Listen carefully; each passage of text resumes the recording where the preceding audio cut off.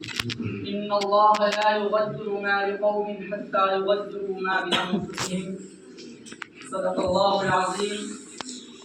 قابل احترام اساتذۂ کرام اور مسند حکمیت پر جلوہ افروز حکم حضرات اور عزیز سامعین کرام، آج میں آپ حضرات کے روبرو اس عظیم الشان مسابقہ میں مسلم نوجوان اور بے راہ روی کے عنوان پر لبکشائی کرنے کی جسارت کر رہا ہوں. حضرات، جیسا کہ آپ سبھی کو معلوم ہے کہ نوجوان نسل ملک و ملت کے لیے مستقبل کا ایک بیش قیمت سرمایہ ہے جس پر ملک و ملت کی ترقی و تنزل موقوف ہے. یہی اپنی قوم اور اپنے دین و ملت کے لیے ناقابل فراموش کارنامے انجام دے سکتے ہیں. یہ ایک حقیقت ہے کہ نوجوان کی تباہی قوم کی تباہی ہے. اگر نوجوان بے راہ روی کا شکار ہو جائے تو قوم سے راہ راستہ پر رہنے کی توقع بے سود ہے. اس لیے جوانی کی عبادت کو پیغمبروں کا شیوا بتایا گیا. میرے عزیزوں، لیکن موجودہ دور کے مسلم نوجوانوں کے پاس سب کچھ ہے نہیں ہے تو صحیح اسلام نہیں ہے، صحیح ایمان نہیں ہے، صحیح اخلاق نہیں ہے، صحیح کردار نہیں ہے، صحیح اخبار نہیں ہے، اور اسے اپنے لٹنے پٹنے کا کوئی افسوس بھی نہیں ہے. قرآن کریم میں اللہ رب العزت کا صاف طور سے اعلان ہے، ان اللہ لا یغیر ما بقوم حتی یغیروا ما بانفسہم، جس کا مفہوم بیان کرتے ہوئے علامہ اقبال رحمۃ اللہ علیہ کہتے ہیں کہ خدا نے آج تک اس قوم کی حالت نہیں بدلی نہ وہ جس کو خیال ہوتا ہے کہ حالت کی بدلنے کا. آج پوری مسلم قوم کو ذلت و رسوائی، نکبت و پستی کے گہری کھائی اور تباہی و بربادی کے پرخطر وادی سے نکالنے کی سب سے بڑی ذمہ داری اور سب سے پہلی ذمہ داری ہمارے قوم کے نوجوانوں کے کندھوں پر عائد ہوتی ہے.